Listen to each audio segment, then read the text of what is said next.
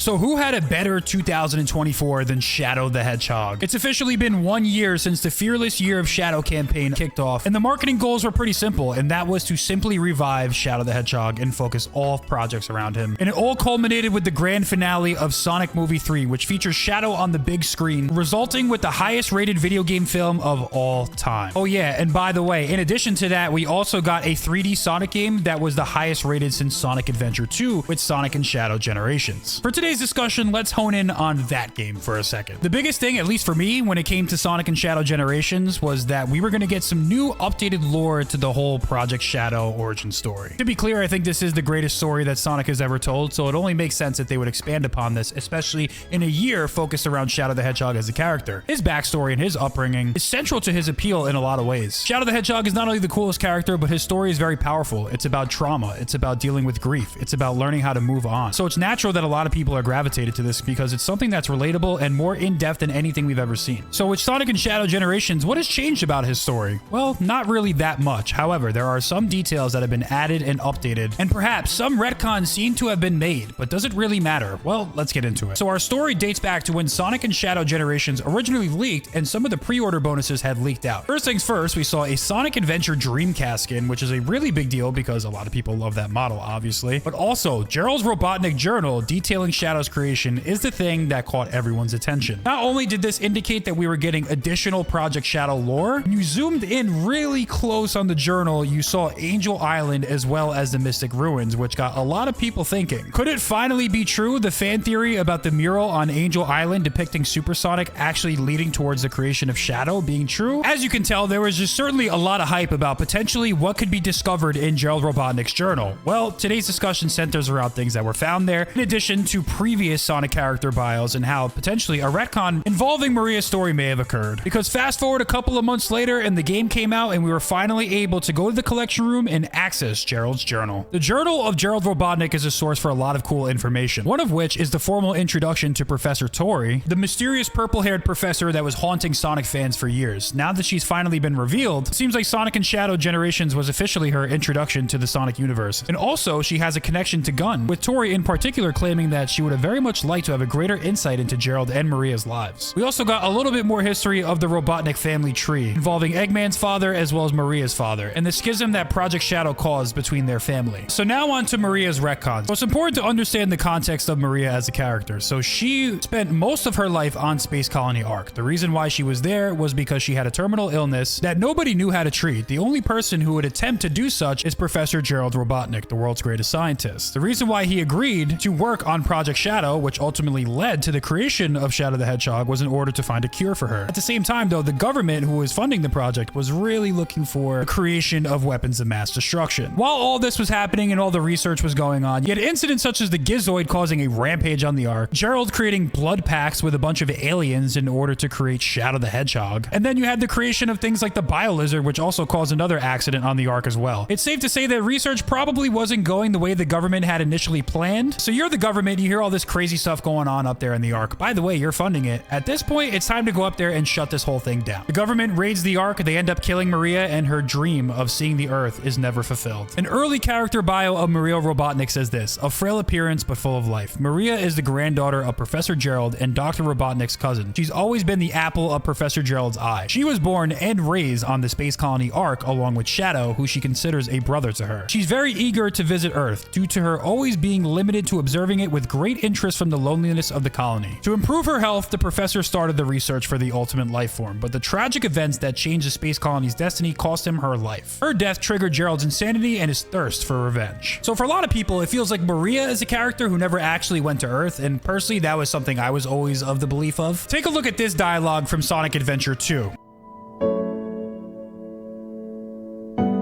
Shadow, what do you think it's like on Earth? The professor said his life's work was dedicated to all of those who live down there.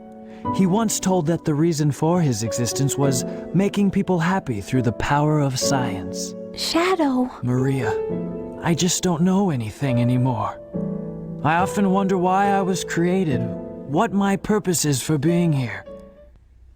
Maybe if I go down there, I will find the answers. So I'm definitely not the only one, but the way I interpreted that scene is that, yeah, she's never been to Earth before, and there's a lot of other Sonic fans that also feel the same way. Fast forward to some of the events, cutscenes, and dialogue from Sonic and Shadow Generations, as well as Professor Gerald's journal, we gain some additional insight to Maria's true upbringing. In the second entry of Gerald Robotnik's journal, after he introduces his sons, he talks about how his granddaughter Maria was born, and everything he does from this day forward will be for her. She will be his legacy. In a lot of ways, that is true. A couple of entries later, we get additional insight on Maria's life, and it's finally been confirmed that Maria was not born on the Ark like people had previously thought. She has actually been to Earth before. He also talks about her diagnosis. It says, "It has been a trying time, to say the least. Maria was diagnosed with neuroimmunodeficiency syndrome. There is no cure yet. I pulled some strings and had her brought aboard the Ark for treatment and assessment. The low-gravity environment should keep her symptoms manageable. Her family has been less than enthusiastic with my decision. Despite everything, she remains the most positive person in the room. Most of the staff here left their families back on Earth, so I worried she'd feel lonely. Instead, she's become the adoptive daughter of every researcher on the Ark. Moreover, she's become like a big sister to little Abraham Tower, the Ark's happy little accident over the last few years." He then goes on to talk about how he's racing to find a cure for her. So what's interesting about all this is that Abraham Tower, aka the gun commander, actually was born on the Ark, so it's not really necessarily out of the realm of possibility that that could happen, but it does turn out to be the case that Maria is not from the Ark. This has led to a lot of confusion among Sonic fans. A lot of people are saying that, oh, this is actually a retcon because Maria was said to have been born on the Ark. So is it a retcon? Is it true? Well, let's get some further context from Gerald's journal, and then, of course, get to the final verdict. So the next entry in the journal says, "Maria is growing into a lovely young woman. It breaks my heart that someone as bright and energetic as her is diminished by disease. There are no visible effects, and I've caught my fellow researchers muttering to each other, debating her illness. It is infuriating. I find all my measure and restraint vanishes when she's slighted. And yet she remains an unended front of positivity, even on her worst days. When fear and pain take hold, she tells me she dreams for the day when she can return home. She has total faith in me and that Project Shadow will cure her. Her family back on Earth has no such faith. It has been so long, some of the researchers actually think she was born here. Her family either wants her better or wants her home. I can do neither. Somehow, their scorn is harsher than the government or military's increasing pressure for more weapons research." Maria's character bio in Sonic and Shadow Generations also further drives home this point. It says, "Maria is the granddaughter of Professor Gerald and cousin to Dr. Eggman. She's plagued by chronic illness, but that doesn't diminish her courage and loving heart. She was sent to the Ark for treatment and she grew up alongside Shadow. She dreamed of one day being cured and returning to the Earth that she loved and missed so much. However, she was lost to a tragedy, and now Shadow carries on her wish for the world." It's also important to note that we do get more context about Maria's life back on Earth, because in dialogue in the games, he says to Shadow, "Before I got sick, I went with my family to Spagonia. The food there was amazing." Maria also talks more about her family and says, "I miss my family and I miss my baby sister most of all." So there is a Maria Robotnik sister out there,